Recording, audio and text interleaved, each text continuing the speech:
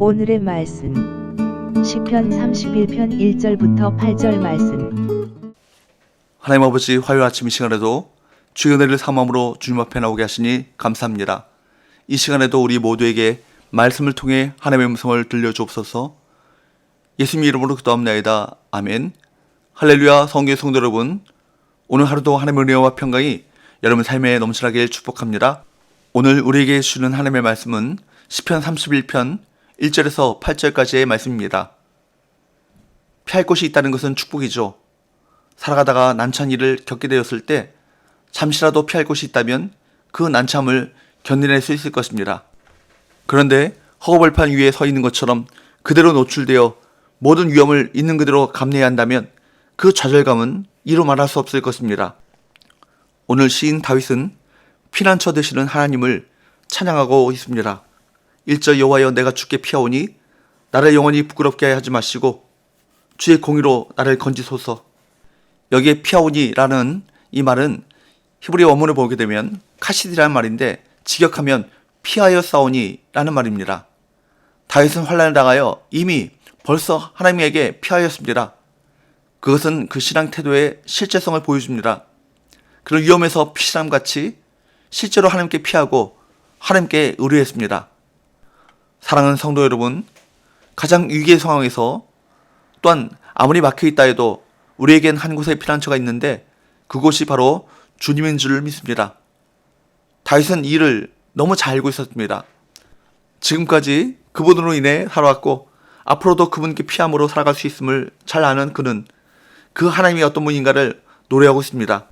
2절 내게 귀를 기울여 속히 건지시고 내게 견고한 바위와 구원하는 산성이 되소서. 여호와 하나님은 나의 피난처신데 견고한 바위라고 그는 말합니다. 그 누구도 깰 수 없는 견고한 성 요새를 의미합니다. 다윗은 또 말하기를 하나님은 구원하는 산성이라고 합니다. 다윗이 그처럼 곤경 속에서도 요동치 않고 하나님을 의지할 수 있었던 것은 자신이 의지하고 있는 그분이 어떤 분인가를 분명히 알았기 때문입니다. 3절 주는 나의 반석과 산성이시니 그러므로 주의 이름을 생각하셔서 나를 인도하시고 지도하소서. 나의 반석과 산성이신 하나님. 중국의 만일 장성을 보면 우리는 불가사의를 느낍니다. 그 당시 어떻게 그것이 가능했을까 할 만큼 그 성은 견고하고 대단합니다. 그것이 바로 그 당시에 그들을 지켜주는 성이었을 것입니다. 그런데 그 만리장성이 아무리 견고하다고 나의 반석이시고 나의 산성이신 하나님과 어떻게 비교할 수 있겠습니까? 다윗은 지금 외치고 있는 것입니다. 내가 피난하는 곳, 나의 산성은 바로 하나님이시다. 그 누구도 나를 위험한 곳으로 끌고 갈 수가 없다. 가장 안전한 곳으로 나는 피하고 있다. 그렇게 다윗을 외치고 있는 것입니다. 4절 그들이 나를 위하여 비밀에 친 그물에서 빼내소서. 주는 나의 산성이십니다. 비밀에 친 그물이라는 이 표현을 보게 되면 다윗의 원수들은 힘이 강할 뿐만 아니라 간교한 자들이었음을 보게 됩니다. 그들은 다윗을 괴계를 놓아 잡으려고 했던 것입니다. 그 이유는 그들은 마귀의 전술을 따르기 때문입니다. 이런 때에 성도가 자기의 지혜로는 그 원수 마귀의 괴계를 이기기 어렵습니다. 그는 다만 초월적인 지혜와 능력 많으신 하나님을 의지할 뿐인 것입니다. 누가 하나님과 싸워 이기랴? 주는 나의 산성이십니다. 히브리 원문을 보게 되면 이 문구 초뒤에 왜냐면이라는 그 히브리 접속사 키가 있습니다. 왜냐하면 주는 나의 산성이시기 때문입니다. 여러분, 현재 다윗이 얼마나 다급했겠습니까? 그러나 이러한 상황에서도 그를 빼내어 줄 수 있는 분이 계십니다. 누구십니까? 바로 산성이신 주님이시라고 다윗은 고백하고 있는 것입니다. 다윗의 하나님은 바위와 구원하는 보장, 반석과 산성이십니다. 그는 하나님을 아는 이 지식을 실제적으로 자신에게 적용하기를 즐겨했습니다. 가장 뚜렷한 적용이 무엇입니까? 곧 기도였던 것이죠. 다윗은 기도를 자신의 영을 주의 손에 부탁하는 것이라고 묘사하고 있습니다. 5절 내가 나의 영을 주의 손에 부탁하나이다. 진리의 하나님 여호와여 나를 속량하셨나이다. 다윗은 기도 속에서 자신의 영혼을 주의 손에 올려드렸습니다. 하나님께서 우리를 고난을 통해 기도로 인도하시는 것은 우리를 그분 곁에 더 가까이 두시라는 목적이죠. 따라서 고난할 때에 나의 영혼을, 내 영을 주의 손에 부탁하나이다 라는 기도는 그 목적에 가장 부합하는 것입니다. 우리에게는 살고 죽는 모든 것을 주께 의탁하는 그 믿음이 있습니까? 6절 내가 허탄한 거짓을 숭상한 자들을 미워하고 여호와를 의지하나이다. 다윗은 허탄한 거짓을 숭상한 자들을 미워하고 여호와를 의지한다고 말합니다.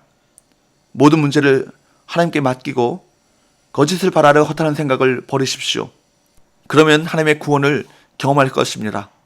또한 7절에서 다윗은 여호와의 구원을 바라며 여호와의 인자하심을 기뻐하고 즐거워한다고 말합니다. 7절 내가 주의 인자하심을 기뻐하며 즐거워할 것은 주께서 나의 고난을 보시고 환난 중에 있는 내 영혼을 아셨으며, 여기에 보니 주께서 나의 고난을 보시고 환난 중에 있는 내 영혼을 이미 아셨다고 말씀하고 있습니다. 그렇습니다. 내가 그분께 피하고 부탁하고 의지하고 보니 이미 하나님께서는 나를 살펴보시고 감찰하셨습니다. 믿으십니까? 이미 우리의 고난을 감찰하셨고 우리가 환난 중에 있을 때도 이미 아셔서 우리를 도우셨던 하나님, 그 하나님을 노래하고 있습니다. 다윗이 두려움 없이 자신의 모든 것을 주님께 의탁할 수 있었던 것은 무엇보다 주께서 나를 살펴보고 계시고 나의 영혼을 아신다라는 믿음 때문이었습니다. 하나님은 시험당한 즈음에 또한 피할 길을 내사 그것을 능히 감당케 하십니다. 8절 나를 원수의 수중에 가두지 아니하셨고 내 발을 넓은 곳에 세우셨습니다. 하나님은 우리를 잠깐 숨겨주실 뿐만 아니라 우리를 넓은 곳에 세우십니다. 즉 잠깐 피신시키는 것이 아니라 어떤 위험도 미치지 못하는 안전한 곳에 두신다는 뜻입니다. 하나님 안에 있다는 것은 바로 영원한 하나님의 보호하심 안에 거한다는 것입니다.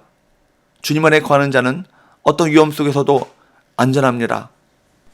사랑하는 여러분, 존 비비언은 이런 말을 했습니다. 보호 아래 있는 사람은 하나님의 권위 아래 있는 사람이다. 하나님의 권위에 순종하고 하나님만 따르는 자들이 하나님의 보호하심을 누릴 수 있다는 것입니다. 어떤 위험과 환난이 닥쳐와도 하나님의 권위 아래 순종하며 하나님만을 의지하는 자는 하나님의 완전한 보호를 누리게 될 것입니다. 우리는 하나님을 완전한 피난처로 믿고 의지해야 할 것입니다. 기도합시다. 하나님 아버지, 다윗과 같이 하나님을 아는 지식으로 하나님을 더욱 신뢰하고 의지하게 하여 주옵소서. 우리 삶 가운데 고난이 있어도 그 고난을 통해 주님을 더욱 가까이 하게 하시고 주님을 경외하고 주님을 신뢰함으로 주님의 보호하심을 덧입게 하여 주옵소서. 예수님이 걸어가신 이름으로 기도하옵나이다. 아멘.